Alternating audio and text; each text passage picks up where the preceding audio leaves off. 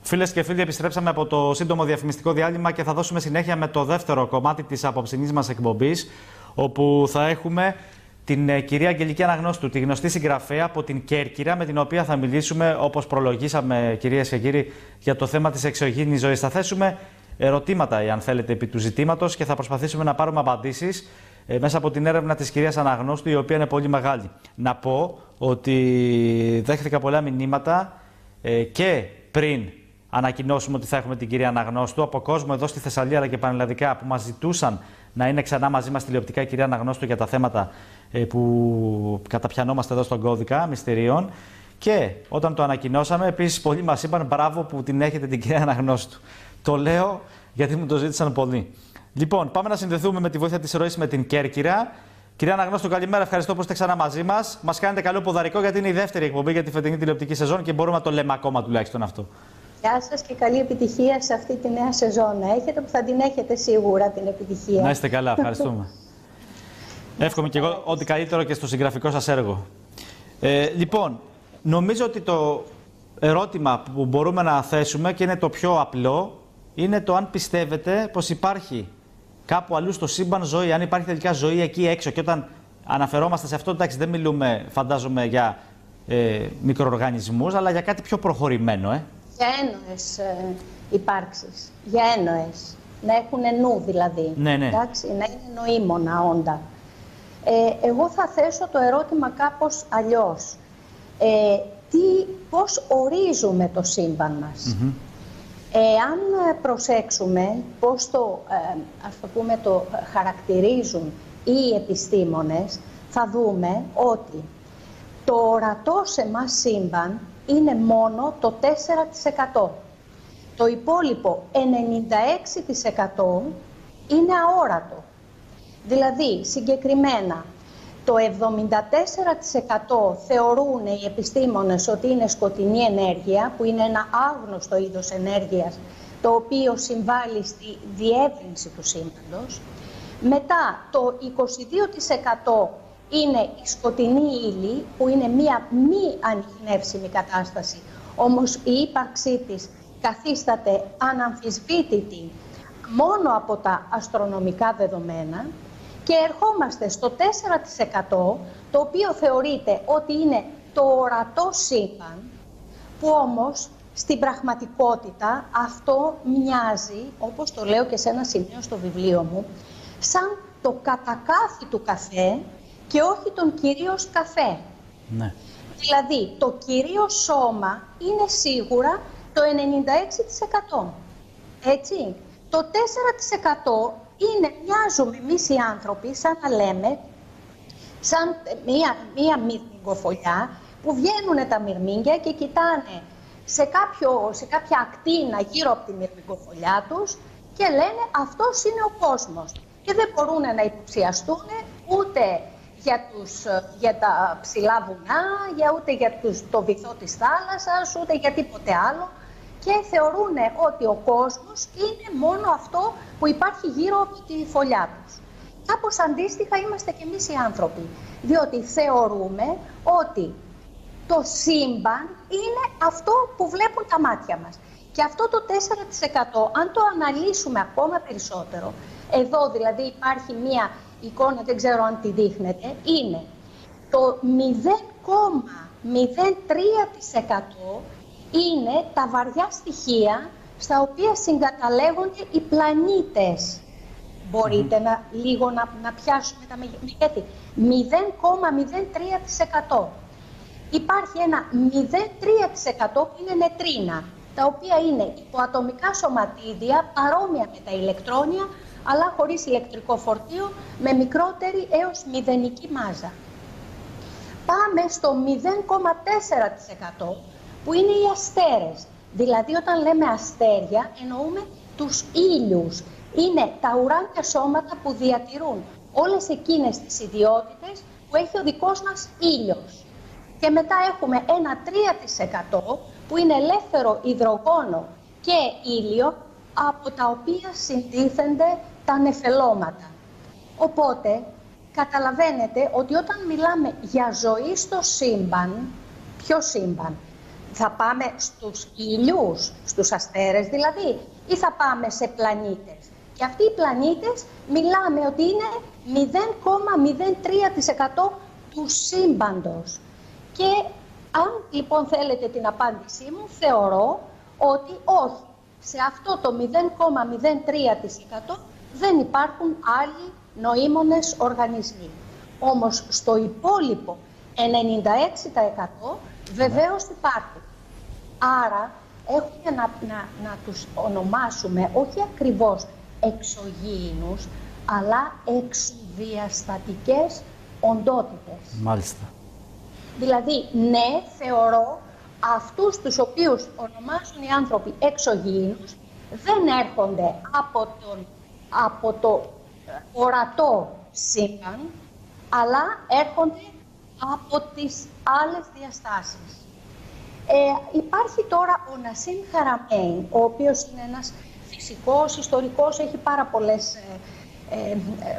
είναι αρκετά έτσι ο άνθρωπος ενήμερος αυτά και κάνει πολλές διαλέξεις, ο οποίος ισχυρίζεται ότι ότι ο ήλιος μας είναι μία αστροπύλη και μάλιστα πιστεύει ότι οι κοιλίδες, οι ηλιακές κοιλίδες που λέμε, δεν είναι στην πραγματικότητα κοιλίδες όπως εμείς τις εννοούμε, αλλά είναι μαύρες τρύπες που δημιουργούν αστροπύλες και μέσα από εκεί διέρχονται UFO. Εάν δείξετε τις εικόνες, αν μπορέσετε να δείξετε τις εικόνες που σας έχω στείλει, θα δείτε ότι υπάρχουν, καταρχάς έχει δείξει σε διαλέξεις του έναν δίσκο των Μάγιας, ένα πέτρωμα το οποίο απεικονίζει μία παραπλήσια κατάσταση όπως είναι ο ήλιος μας με ας το πούμε ένα σημάδι από το οποίο δημιουργεί πύλη και από την οποία περνάνε διαστημόπλια. Υπάρχουν πάρα πολλά βίντεο τα οποία έχουν δείξει και σας έχω στείλει και φωτογραφίες, αν μπορείτε να τις δείξετε, για διαστημόπλια τα οποία περνάνε μέσα από τον ήλιο. Δηλαδή έρχονται, ο δε Μίκιο Κάκου, ο αστροφυσικός, ισχυρίζεται ότι αυτά τα διαστημόπλια, που αυτός ο συγκεκριμένος χωρίζει τους εξωγήινους σε πολιτισμούς πρώτου, δεύτερου και τρίτου είδους, τροφοδοτούνται, λέει, από την ενέργεια του ήλιου. Άρα, όταν λέμε ότι υπάρχουν, έρχονται από τον Σύριο, λένε έρχονται, είμαστε, λέει, κάποιες δυνάμεις οντότητες από τον Σύριο. Ο Σύριος τι είναι στην πραγματικότητα? Ο Σύριος είναι αστερισμοί, δηλαδή έχουμε τον Σύριο Α, ο οποίος είναι ένα αστέρι στην ίδια κατηγορία που είναι και ο ήλιος μας. Έχουμε τον Σύριο Β, που ο Σύριος Β είναι ένας λευκός νάνος, που πάλι δεν είναι ένας πλανήτης για να πούμε ότι κατοικείται. Έχουμε και υπάρχει ο υποθετικός Σύριος Γ, ο οποίος δεν έχει αυτή τη στιγμή ανακαλυφθεί επίσημα. Η κασία υπάρχει ότι υπάρχει ένα Σύριος Γ, πάλι και αυτός ανήκει στην κατηγορία του ήλιου, είναι αστέρας. Λοιπόν, από πού λοιπόν μπορεί να έρχονται αυτές οι υπάρξεις που λένε? Κυρία Αναγνώστου, για τον ήχο λίγο, αν θέλετε λίγο το μικρόφωνο κοντά σας, γιατί κάποιες φορές απομακρύνεστε όπως μιλάτε και χάνετε λίγο τον ήχο. Ωραία, συνεχίστε. Λοιπόν. Λέω, άρα, από πού μπορεί λοιπόν να έρχονται αυτές οι οντότητες που λένε έρχονται από τον Σύριο, ας πούμε, που λένε, από πού έρχονται? Όχι, έρχονται ακριβώς όπως είναι ο ήλιος, που είναι μία πύλη, έτσι δημιουργούνται πύλες σε όλα τους αστέρες, σε όλους τους ήλιους και μέσω αυτών περνάνε στο δικό μας ορατό κομμάτι δυνάμεις εξωδιαστατικές.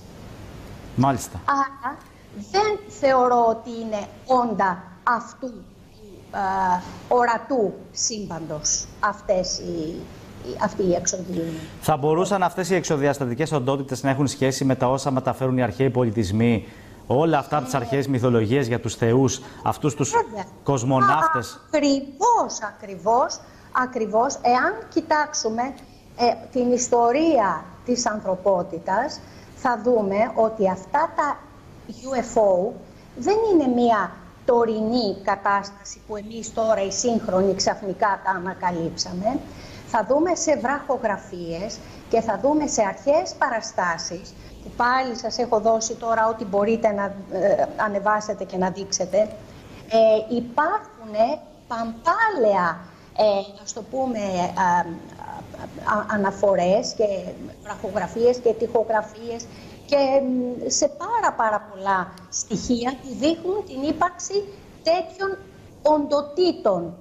Για να μην αναφέρουμε και την Νάσκα, έτσι, που υπάρχουν ολόκληρες, ας το πούμε, παραστάσεις και μάλιστα μία συγκεκριμένη, ο αστροναύτης όπως τον ονομάζουν, της Νάσκα, είναι σε μία ολόκληρη πλαγιά, βουνού πλαγιά, εντάξει, σε μία βουνοπλαγιά είναι χαραγμένη.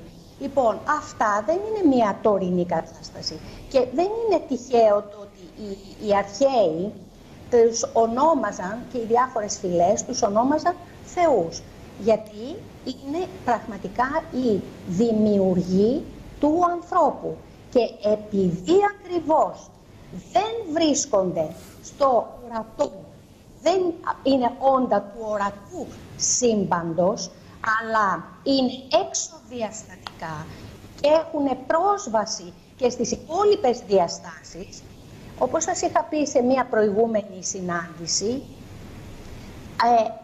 δομήσανε τα ενεργειακά σώματα του ανθρώπου, φτάνοντας πλέον να περάσουν και στο υλικό πεδίο και να πλάσουν και να διαμορφώσουν και το φυσικό υλικό σώμα.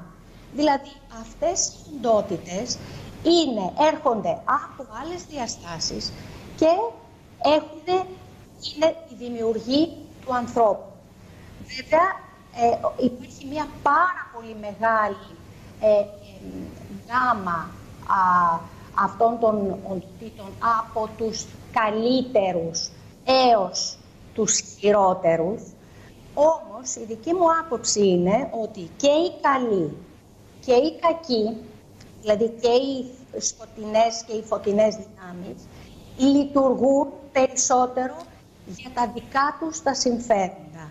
Απλώς έχουν διαφορετικούς τρόπους που μας προσεγγίζουν εμάς τους ανθρώπους. Στην ουσία, το δικό τους συμφέρον και τις δικές τους σκοπιμότητες εξυπηρετούν και όχι των ανθρώπων.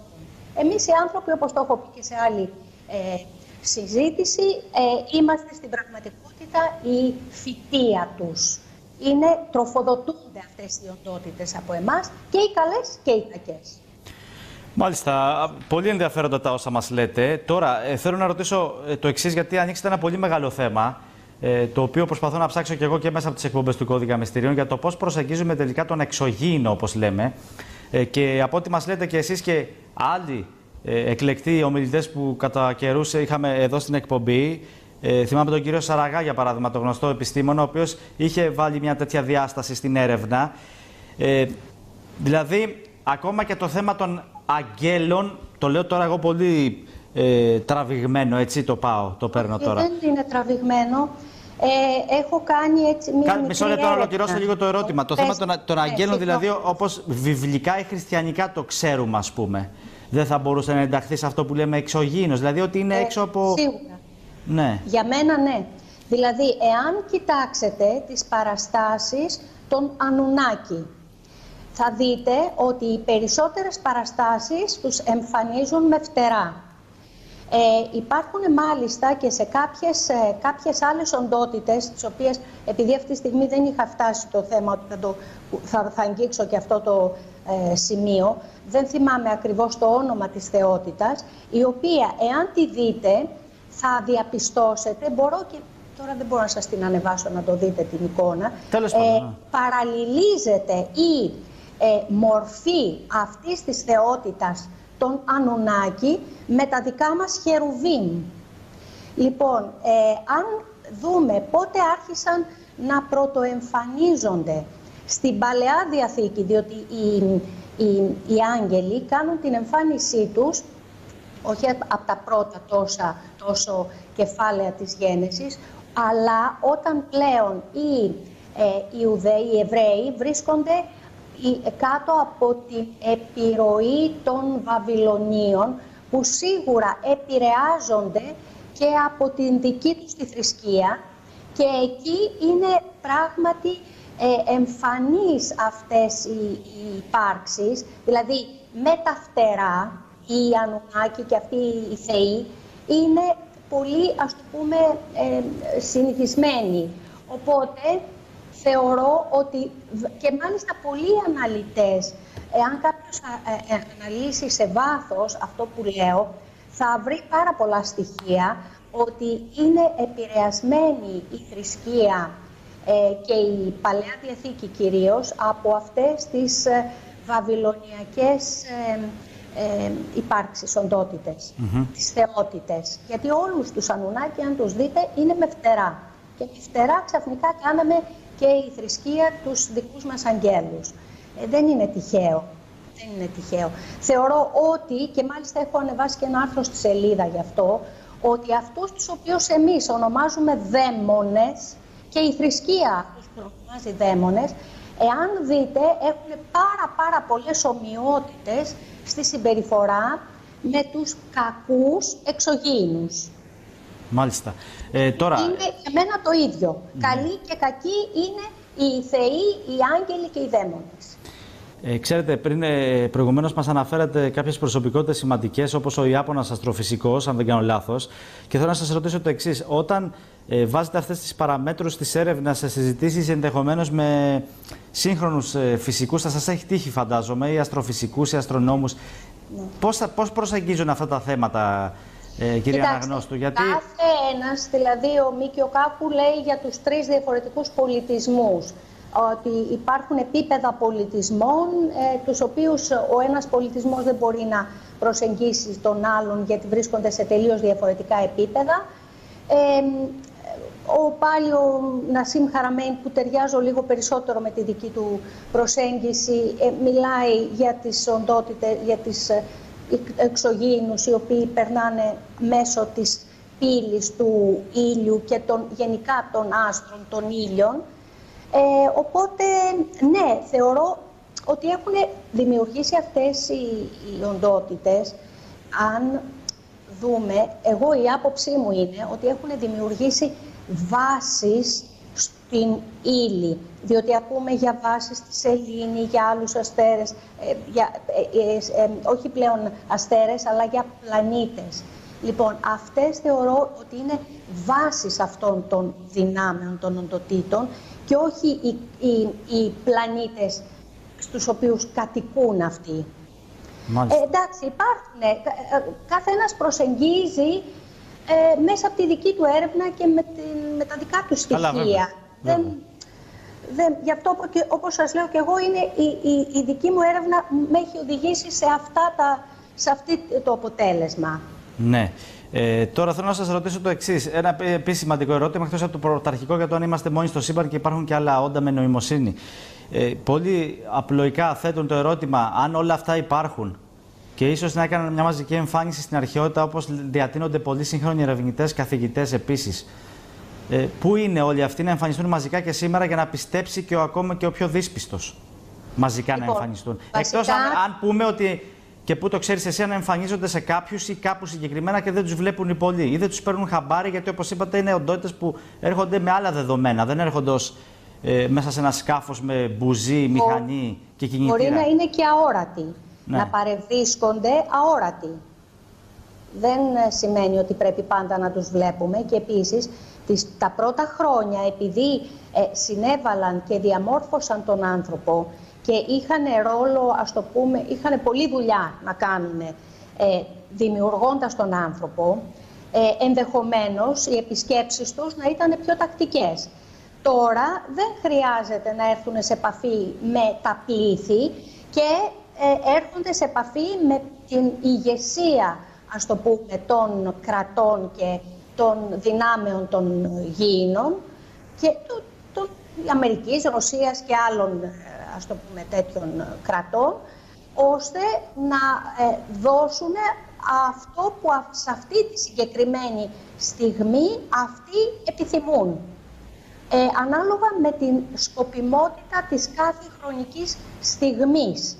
Δηλαδή, παλαιότερα η σκοπιμότητά τους και ο ρόλος τον οποίο ήταν να είναι πιο συχνή η παρουσία τους και να διαμορφώνουν και να επεμβαίνουν στο πλάσιμο των ανθρώπων. Ναι. Σήμερα έχουν άλλο ρόλο, άλλη σκοπιμότητα, άλλα που θέλουν να πετύχουν και ενδεχομένως δεν τους ενδιαφέρει τόσο να έρθουν με τις μάζες σε επαφή. Και έρχονται με πιο ελίτ, ας το πούμε. Πιστεύετε ότι κάποια στιγμή στο μέλλον υπάρχει περίπτωση πραγματικά να γίνει κάτι τέτοιο όμως, εφόσον κάποιος μπει σε όλη αυτή τη λογική, αν και υπάρχουν πολλές ενδείξεις ότι δεν είμαστε μόνοι στο σύμπαν, να υποθέσουμε λοιπόν ότι μπορεί στο μέλλον όντως να δούμε κάτι τέτοιο και μαζικά, δηλαδή όπως λένε κάποιες αρχαίες προφητείες ή αρχαίες γραφές ή θα γίνει μόνο σε περίπτωση που θα υπάρξει μια μεγάλη καταστροφή. Δηλαδή, εάν συμβεί, αν και το κρατάνε με νύχια και με δόντια όλες οι παρατάξεις, να διατηρήσουν, δεν συμφωνώ με την άποψη που λένε κάποιοι συνωμοσιολόγοι ότι θέλουν να μας καταστρέψουν σώνει και καλά. Στην πραγματικότητα φυλάνε ως κόρηνο φθαλμού τη φυτεία τους. Εντάξει, ο Τσοπάνης δεν θέλει να χαλάσει το μαντρί του με τα αρνάκια του. Αν όμως προκύψει μια καταστροφή η οποία έχει ξεφύγει από το δικό τους έλεγχο, τότε στην πραγματικότητα θα εμφανιστούν και οι δύο δυνάμεις, και οι θετικές και οι αρνητικές, για να μαζέψουν ό,τι μπορούν, γιατί ήδη συμβαίνουν άλλα. Ναι, μιλήσατε για τη σελήνη προηγουμένως. Πιστεύετε ότι μπορεί να υπάρχουν ενδείξεις για την παρουσία αυτών των εξωγήινων στον πλανήτη Άρη, ενδεχομένως εκτός σελήνης? Ναι, και στον Άρη υπάρχουν και γι' αυτό είπαμε και η μυθοδία δεν ακούστηκε τυχαία εκεί. Άλλου είδους οντότητες έχουν την έδρα τους, τις βάσεις τους εκεί. Άλλου είδους οντότητες έχουν τη βάση τους στη σελήνη και ενδεχομένως γι' αυτό και εγκαταλείφθηκε, διότι τα πράγματα τα βρήκανε λίγο σκούρα. Αλλά είναι λίγο χειρότερη αυτή της σελήνης από αυτούς του Άρη. Αλλά και αυτοί του Άρη, οι δυνάμεις του Άρη, θέλανε και εκείνοι να τους αποδώσουμε την τιμή που τους άξιζε. Τώρα... Οπότε γι' αυτό η μυθοδία και έγινε όλο αυτό και. Πιστεύετε ότι μπορεί να υπάρχει το ενδεχόμενο αυτές οι δυνάμεις, οι εξωγήινες, όπως λέγονται, να έχουν δώσει τεχνολογία στον άνθρωπο? Και λέω το εξής παράδειγμα. Υπάρχουν πολλοί που από το 1947 και μετέπειτα, τότε με το περιστατικό το περίφημο του Ρόσουελ, λένε ότι το τρανζίστρο, για παράδειγμα, προήλθε από αυτή την έκρηξη που δόθηκε τεχνολογία στους ανθρώπους. Ή και ευρύτερα, πολλοί βάζουν και την παράμετρο να δόθηκε τεχνολογία στην αρχαιότητα. Συμφωνείτε με αυτό? Πιστεύω ότι τώρα δίνεται με πολύ μεγάλη σκοπιμότητα. Προσπαθούν να δημιουργήσουν μια εξέλιξη του ανθρώπινου είδους, πιο τεχνητό είδος. Είναι πολύ, οι σκοπιμότητες τους δεν μας ευνοούν εμάς, άσχετα εμείς. Εάν πραγματικά ξέραμε το δόλωμα που προσφέρθηκε με την τεχνολογία, δεν θα την πιάναμε στα χέρια μας. Ναι. Ναι, δικοί τους είναι όλοι δικοί τους. Και δόθηκε και έγινε ανταλλαγή, δηλαδή εγώ σου δίνω αυτό, εσύ θα μου επιτρέψεις να κάνω τις απαγωγές γιατί θέλω να πετύχω κάποια πράγματα διότι θέλω να κάνω τη μετάλλαξη του γένους και για σκοπούς όχι τόσο ευνοϊκούς για εμάς τους ανθρώπους. Μάλιστα. Κυρία Αναγνώστου, τι λέτε για αυτό που ισχυρίζονται επίσης αρκετοί? Γιατί είπατε πριν ότι δεν πιστεύετε με βάση την προσωπική σας έρευνα ότι δεν θέλουν να πειράξουν το μαντρί τους, ας πούμε, να μας καταστρέψουν. Υπάρχουν κάποιοι που λένε ότι ίσως όμως να έχουμε δύο αντιμαχόμενα στρατόπεδα, εκείνους που ιτήθηκαν και λένε πολλοί ότι κλείστηκαν στο εσωτερικό της γης, την αποκαλούμενη και κύλη γη, και είναι αυτοί οι οποίοι μπορεί να θέλουν το κακό του πλανήτη, και υπάρχουν και άλλοι που είναι έξω και ίσως κάποια στιγμή να ξαναέρθουν. Λέω τώρα όλες τις υπαρκτές θεωρίες συνωμοσίας. Αυτά λένε. Ναι, στην πραγματικότητα και οι μεν και οι δε το συμφέρον το δικό τους κοιτάνε.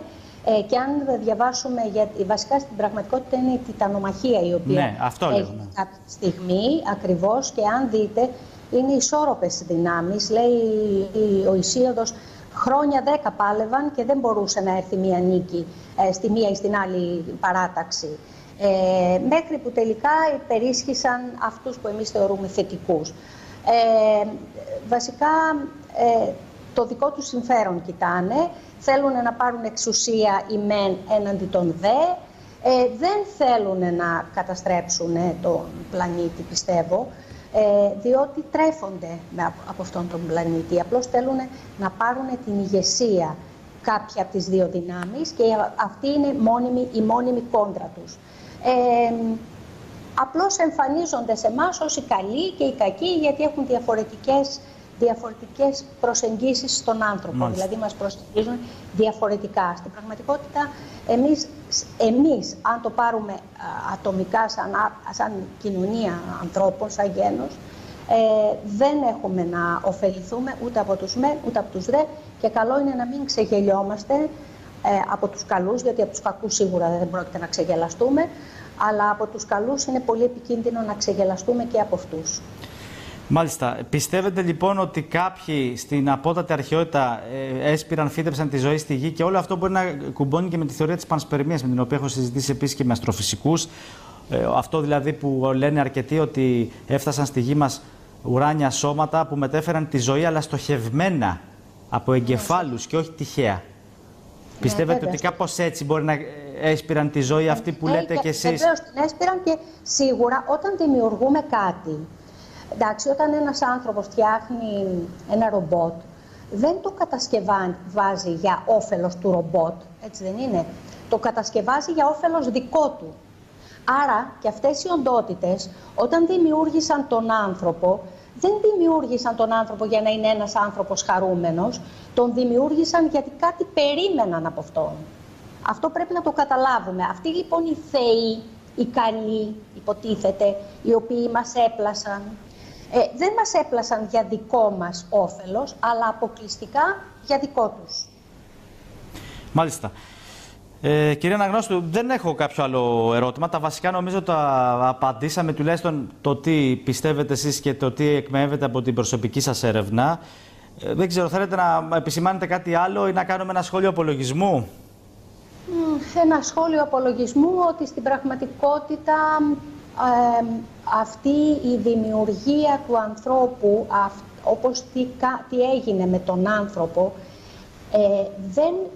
δεν δημιούργησαν μόνο όπως σας έχω πει, τα ενεργειακά του σώματα, γιατί όπως θεωρώ σχεδόν σίγουρο ότι είναι όντα άλλων διαστάσεων και είχαν πρόσβαση εκεί, στην πραγματικότητα τι κάνανε? Χρησιμοποίησαν το αδιέρετο πνεύμα και το φυλάκισαν μέσα στα θνητά σώματα. Γιατί μόνο με αυτόν τον τρόπο μπορούσαν αυτά τα θνητά σώματα να τους παράξουν την ενέργεια την οποία αυτές οι δυνάμεις είχαν ανάγκη. Άρα το ζητούμενο είναι ο άνθρωπος να έρθει σε επαφή με το πνεύμα του, όχι την ενέργειά του, γιατί συγχύζουν οι άνθρωποι την ενέργεια με το πνεύμα, και να βρει τον τρόπο να απελευθερωθεί. Αυτό θεωρώ. Και από τους καλούς και από τους κακούς. Διότι και οι δύο το ίδιο είναι. Μάλιστα. Για μένα. Κυρία Αναγνώστου, θέλω να σας ευχαριστήσω θερμά για ακόμη μια φορά. Επαναλαμβάνω, μας κάνατε καλό ποδαρικό, δεύτερη εκπομπή της φετινής τηλεοπτικής σεζόν.